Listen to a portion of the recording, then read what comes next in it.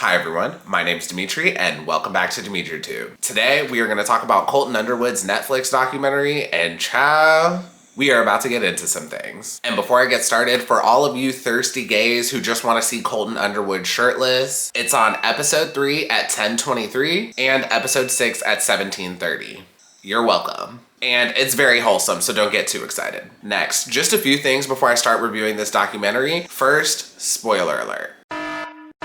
I am going to spoil the out of this documentary, so if you do not want it spoiled, please go ahead and click off the video now. Next, Colton Underwood came out 7 months ago, and I detailed everything surrounding that in a previous video. So if you need a refresher or a quick cliff notes on Colton before you dive into this documentary review, I will link that above. Next, this documentary has a Wizard of Oz vibe. If you've never seen The Wizard of Oz, it's a story about a girl named Dorothy who wears a sickening pair of red pumps. She travels to the land of Oz and meets a Tin Man, a lion, a scarecrow, while being guided by Glenda the Good Witch on her journey. Now, this documentary is similar to The Wizard of Oz because Colton Underwood travels across the country, meets a plethora of gays while being guided by Gus Kensworthy. Next, this entire documentary felt like a Carhartt commercial. Apparently, Colton owns their entire line because he pretty much wore their apparel throughout the entire documentary. And like, no shade to that company, but the clothing is very bro, and as a newly out gay, I was just expecting more range in terms of the outfits.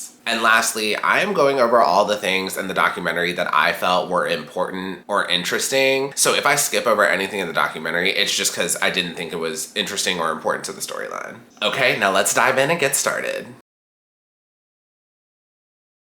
Okay, so the documentary starts out with Colton coming out to his mom. And y'all, I did not believe for 1 second that this was the first time Colton was telling his mom and that she had no idea. But according to the documentary, this is the first time he shared it with her. Colton also tells his mom that he's known since he was 6 or 7 years old that he's felt different and that he's never had someone tell him that it's okay to be gay. He also says he's been hiding himself for 20 years and he mentions he's scared to tell his dad. In general, this scene was kind of awkward and it felt more like an interview than it did him coming out to his mom. And after the conversation, they didn't even hug it out, so it just felt kind of cold. Next, they introduced Gus Kenworthy. Gus is an Olympic medal freestyle skier and he came out in 2015 on ESPN. Now, Colton says Gus is a friend he admired from afar. So basically, he just followed him on Instagram. And he also says allegedly they met for the first time on a podcast, but for some reason that was just really hard for me to believe. But we'll just say it's true. Now, Gus is introduced to the show so he can be Colton's gay guide and introduce him to the community and being newly out. Now, some of y'all are gonna drag me in the comments, but I don't care.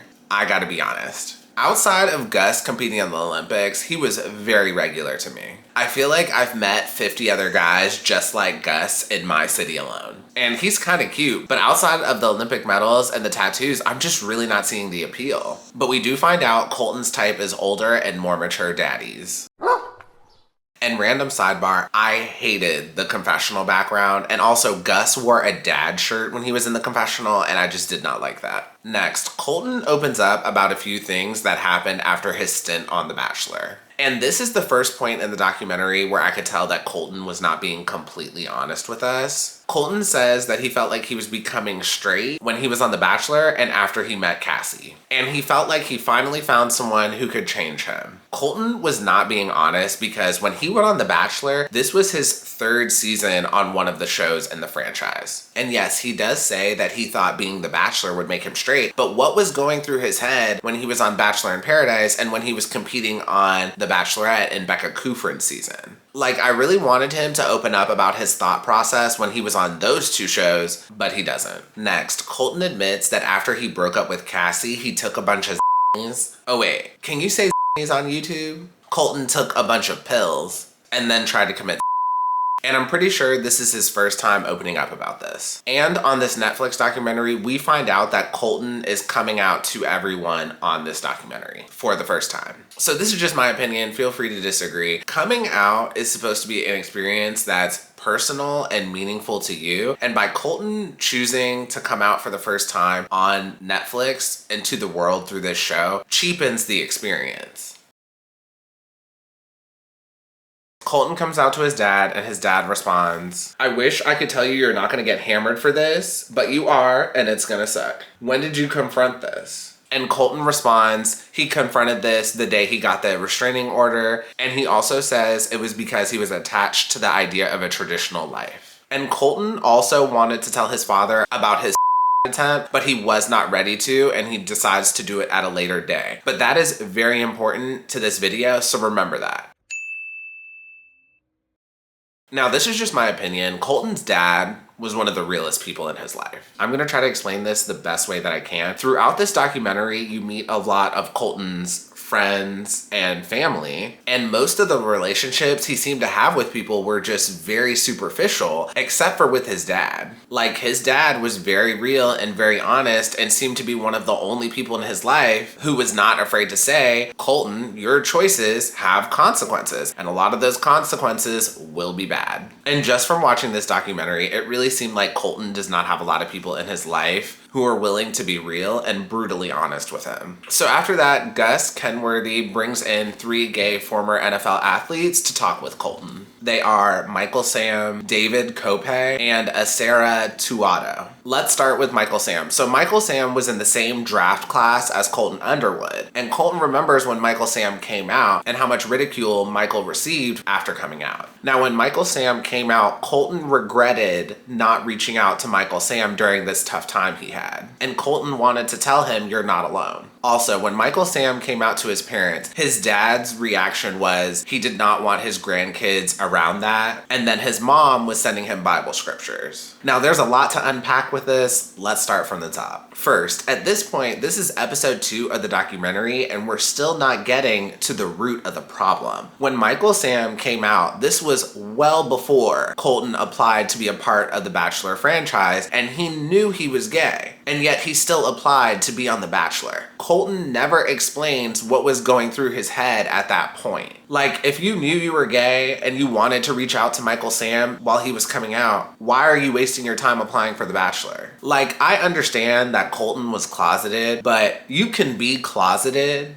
and not apply for The Bachelor. Next, Michael Sam is sharing his coming out story, and Colton very much seemed like he was trying to make this moment about himself. And yes, I do understand that this documentary is about Colton Underwood, but at this point, Netflix should have just given the floor to Michael Sam. But what they did is they focused more on the regret that Colton was feeling during this time, and Colton regretting not reaching out to Mike Sam. And honestly, it just felt very narcissistic because Michael Sam was willing to do something that Colton would have never done. And I just felt like that should have been highlighted, not Colton's regret surrounding something amazing Michael did. But at this point in the documentary, I felt like Netflix should have just given Michael Sam the floor, but they were focusing more on Colton and his regret, and Colton regretting not reaching out to Michael Sam when he was coming out. And Netflix very much tried to make it seem like Colton was the victim, but Colton was not a victim. If anything, he was being a coward. And in general, Netflix did not have to bring up his feelings of regret at all. It would have been much better if Colton just told Michael Sam, "I wish I could have done what you did," instead of focusing on the regret. Also, in general, this just showed how much bigger of a person Michael Sam is compared to Colton, because in Michael Sam's time of need, Colton was MIA. But now that Colton has this Netflix documentary about coming out, Michael Sam was willing to be a part of this documentary and share his experience, and Michael Sam very much did not have to do that. Because in Michael Sam's time of need, after he just came out and he was getting ridiculed by all of the press and needed someone to have his back more than most, Colton was MIA. And Colton specifically says that he wished he sent Michael Sam a DM during that time. And Colton says he did not do that because he was worried about being outed himself, but Colton still could have sent that DM and just been an ally. Like, you can be a straight person and support a gay person's coming out. Yes, it is more rare for a straight man to do that, but Colton could have still supported Michael Sam and at the same time not outed himself. And all of this just leaves you with the feeling that maybe Michael Sam should have a documentary and not Colton Underwood. And finally, the last thing I want to say about Michael Sam's appearance is that after talking to Michael Sam, Colton does not recognize how blessed he is. After Michael came out, his dad was telling him that he didn't want him around the grandkids, and his mom was sending him Bible scriptures. But for Colton, after coming out to his parents, they were very much pretty chill about it. And Colton failed to recognize how blessed he is for having parents who were so understanding about him coming out.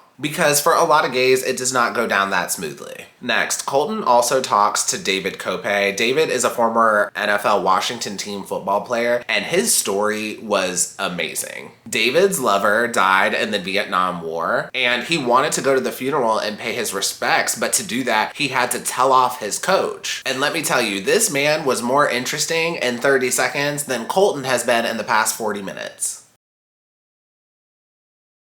So Colton goes to his old high school with his best friend from high school, and they're still friends to this day. And he tells this story about his ex-girlfriend. During high school, Colton was at a party with his girlfriend, and at one point, his girlfriend tries to put her hand down his pants, and Colton immediately breaks up with her the very next day. And after that, a rumor started that Colton was gay. And when Colton told this story, I felt more bad for his girlfriend than I did for him. And then after that, Colton and his friend go to the locker room, and Colton shares another story. There was one gay kid at Colton's high school, and during football, if any of the players ever did a play wrong, they were called that one gay kid's name by other players or the coaching staff. And this was meant to be a joke, but whenever this happened, Colton joined in so he wouldn't be outed. Now, me explaining this probably does not seem like a big deal, but this was actually a major motif in this documentary. Colton was very much arguing that locker room culture is very toxic and it is not a safe space for gay people. And yet again, Colton is turning himself into a victim when he's not. If anything, this just showed that Colton is more of a follower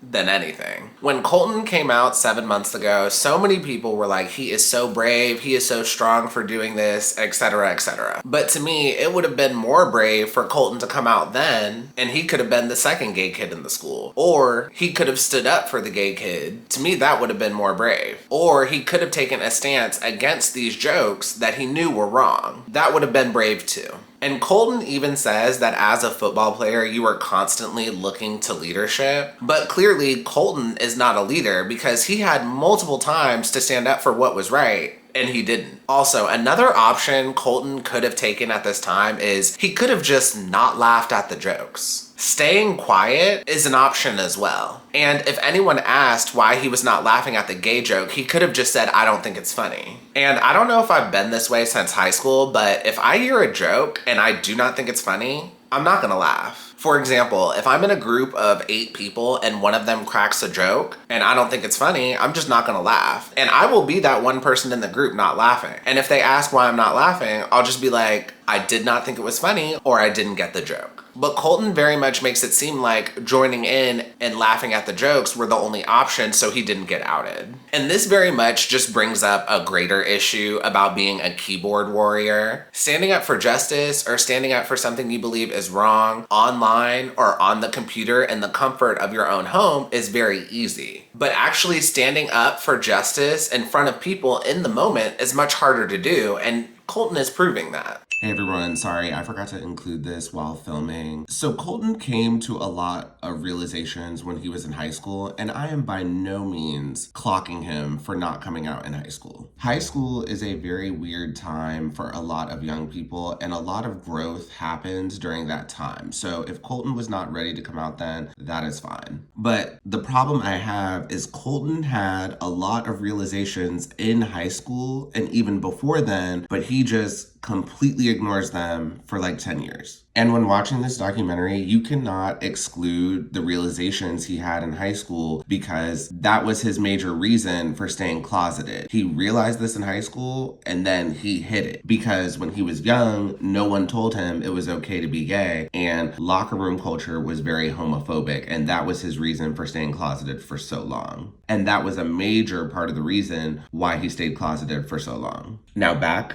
to your scheduled programming. And then after that, Colton says, eventually those jokes aren't jokes. And eventually those jokes are what you believe in and what you stand for. And enough is enough. It's fair for me to say, make a different joke. And Colton was very much trying to have a big moment here, but Colton's moment did not make any sense. Colton said, eventually these jokes are what you believe in. But at the time when Colton was hearing these jokes, he knew they weren't funny and he went along with them so he wasn't outed. And then fast forward to this documentary today, and he still does not find the jokes funny. So clearly these jokes do not become what you believe in. So yes, Colton did laugh at these jokes and go along with these jokes for a long time, but the entire time he knew the jokes were wrong and he admitted that. So clearly they don't become what you believe in. So after that, Colton comes out to his coach and yet again, he plays the victim. So before Colton comes out to his coach, he explains that his coach was like a second father to him. And he also explains how locker room culture affected him negatively because it encouraged homophobia. So when Colton comes out to his coach, he makes it all about himself and says, coming back to the school gave him anxiety. And then he blames his coach for encouraging a homophobic environment in the locker room. And Colton also says it was the hardest thing for him to digest and to go through. Now, I have a few thoughts on this entire situation. Colton clearly lacks social skills. So I watched Colton's season of The Bachelor when it initially aired, and it was clear he lacked some social skills. But now watching this documentary, it's clear that this dude is severely lacking in social skills. If you see your coach as a father figure and this man has meant so much to you in your life, why would you villainize him like this on Netflix? Like, you could have approached this in a completely different way. Instead of playing the victim, Colton could have framed this in a sense of moving forward. Colton frames it about himself and his victimhood, but it would have been better if he framed it like, in the future, you may have another gay closeted athlete like me, and you shouldn't encourage a homophobic environment. To me, that would be a means of moving forward. And I get it. Colton having to deal with all this homophobia is terrible. And yes, he is a victim, but at the same time, the longer he has this victim mindset,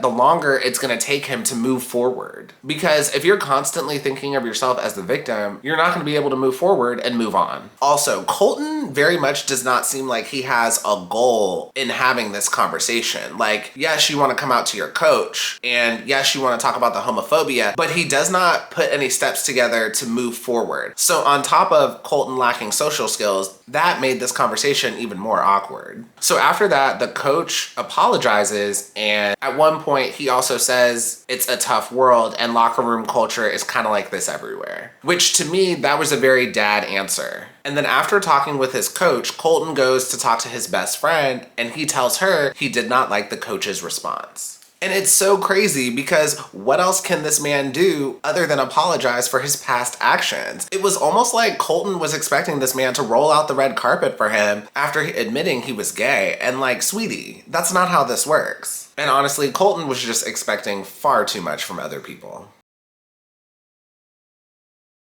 Okay, so next, Gus and Colton travel to Nashville and they meet Cody Allen so they can plan Colton's coming out party. So Cody Allen is the host of CMT's Hot 20 Countdown, and CMT is country music television. I had never heard of the guy before this documentary, but I don't listen to country music. And Cody came out publicly in 2017. When Colton is talking to Gus and Cody, Colton says he's intimidated by being in a room of all gay men and that he's never been in a room of all gay men before. He also says he's not sure what to do with his hands or if he's possibly looking at someone for too long and that it's overwhelming and it's awkward. Okay, so first of all, this has nothing to do with being gay or straight. Colton is just socially awkward and lacks a lot of social skills. And what makes it worse is that he's a celebrity in the limelight. So if he f***s up, it's even more magnified. And then for the planning of the coming out party, Gus encourages Colton to drink and to make out with strangers. And I totally understand what Gus is doing. He's trying to get Colton to break out of his shell, but like, read the room, sis. Colton's just not into that. Or if he is into that, he's years away from acting on it. But after that, Colton and Gus go visit a sex shop and you get to see Colton in a harness. And for all you thirsty gays, that is at 10:23 at episode 3. You're welcome. And while they're at the sex shop, Colton says that he's been to a sex shop before and he's looked at the gay section, but he's never bought anything because he was worried somebody would recognize his name or the credit card could get tracked back to him. And when Colton said that, I was just like, the f***?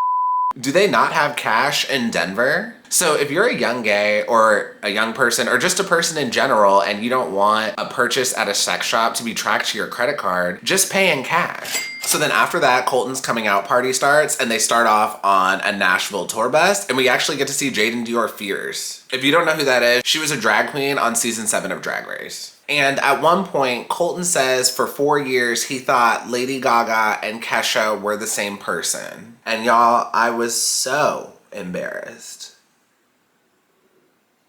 And like, Colton, it's okay to think that, but you did not have to say that out loud and embarrass Gus Kenworthy like that. Anyways, after that, they go back to Colton's hotel suite and they basically find a bunch of gays and just throw a party there. But it's very much a small party, like tops 20 people. And that's including Colton, Gus, and Cody. Oh, and quick sidebar, before this party started, Cody asked Colton what his type is and Colton did tell him daddies. Now at this party, Gus and Cody are trying to set up Colton with this guy named Casey, who is very much Colton's type. And Casey, if you are watching this YouTube video, follow me on Instagram and slide into my DMs. If you ever come to Washington, D.C., I will buy you a drink. Hey! Anyways, there is no connection between Colton and Casey, and Colton honestly seemed a little oblivious to the situation and what was happening. Like, it was almost as if Colton wasn't completely aware that Cody and Gus were trying to set him up with someone. And then Gus clocks him for not being into anyone at the party. It was ridiculous for Gus to clock him like that because there were only like 12 guys at the party at that point, and a few of them already seemed to be coupled up. Also, Gus wanted Colton to hook up at this party, but that was just not the vibe of this party. This party was very much a chill pregame with a few friends and some snacks type of vibe. And on top of that, I'm sure the camera crew and producers are making the vibe worse because nobody wants to look dumb on camera. Then Colton got upset because his friends were encouraging him to hook up. And that was just very queenie to me. I did not like that. Then Colton and Gus have a one-on-one and Colton explains that he's more of a relationship-oriented type of guy. And this is where I realized that Gus and Colton are not really friends. Because if they were really friends, Gus would have understood this about him and not encouraged him to hook up. And finally, for the last stop in Nashville, Colton meets a gay couple that's raising an adopted child. And we also find out that Colton wants to be married and have kids one day too. Now, there is absolutely nothing wrong with wanting to get married and have kids, but Colton is just so cookie cutter. And he wants a cookie cutter life. Outside of him liking men and being attractive, there's really nothing interesting about him. Next, we're moving on to Colton and his faith. And at this point, it was episode 4 of the documentary. And if you're gonna skip any episodes of the documentary, I recommend skipping this one. It was very boring. At the beginning of episode 4, Colton drinks wine out of a straw. And yeah, it was a shaped straw, but like, who does that? And then Colton comes out to some of his friends from church. None of them gave a They were basically just like, yeah, that's cool, we still love you. After that, Colton calls his pastor to talk about homosexuality, and they have a long phone conversation, but the pastor ultimately says that homosexuality is a sin. And there's just one major thing I want to point out from this phone conversation. During the conversation, the pastor says, divorce, and homosexuality are the big sins that you do not cross. Okay, so this may be a hot take, and this is just my opinion from watching the show, but I don't think Colton is as religious as he was leading us on to be. Like, I do think Colton is religious, but I do think he was embellishing how religious he was growing up. So Colton only focused on his pastor condemning homosexuality as a sin. But the pastor also said divorce, and homosexuality are all terrible sins that one should not cross. And by the way, Colton's parents are divorced. So why didn't Colton ask his parents how they dealt with the sin of being divorced and how they dealt with their relationship with God after that? Because if his parents were religious and they were super religious growing up, this would have been a big deal. Also, Colton's parents have been divorced for a while. At one point, they show his step siblings, and his oldest step sibling is like 13 or 14 years old. And it's possible that Colton just did not want to open that can of worms because that is very personal, and his parents may have just not wanted to talk about that on Netflix. But him asking his parents about that would have made more sense than a lot of the other stuff he's doing. And just one more thing I want to say before we move on. A lot of this documentary was filmed in Colorado, and Colorado is gorgeous. Next, Colton decides to come out publicly, and he decides coming out on social media just would not be the best fit, but he does not explain why social media would not be the best fit, and I wish he would have explained that. Colton is worried about coming out because he's worried about what Cassie, old contestants from his season, friends from his church group, and old teammates will think after he comes out. But I was just like, why do you give a f?